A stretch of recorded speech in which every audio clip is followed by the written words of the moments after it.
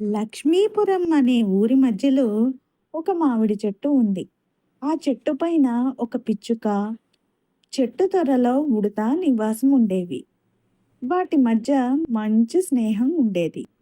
ఒకరోజు ఉడత మామిడి పళ్ళు తింటూ ఉండగా చెట్టు కొమ్మల మధ్య ఉన్న గూడిలో నుంచి ఏవో పక్షి పిల్లల అరుపులు వినిపించాయి.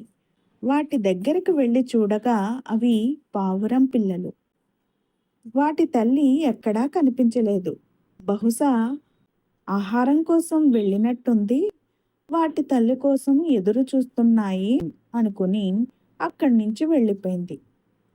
ఎంతసేపటికి పిల్లల అరుపులు ఆగకపోవడంతో మరోసారి వెళ్ళి చూసింది. అయినప్పటికీ తల్లి రాలేదు.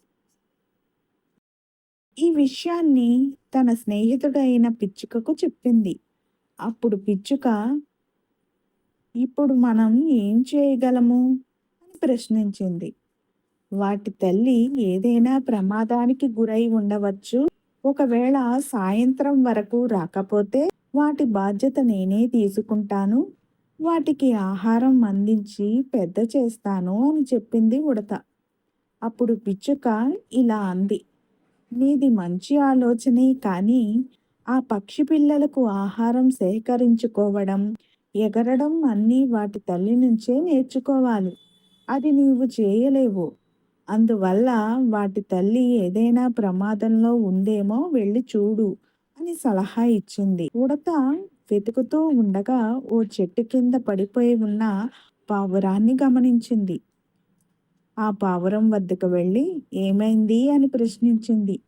ఓ వేటగాడి బాణం గురి తప్పి తగలడం వల్ల తాను పడిపోయానని పావురం చెప్పింది. వెంటనే ఆ పావురానికి సపర్యలు చేసి పిల్లల వద్దకు చేర్చింది. తనను బతికించి పిల్లల వద్దకు చేర్చిన ఉడతకు పావురం కృతజ్ఞతలు చెప్పుకుంది.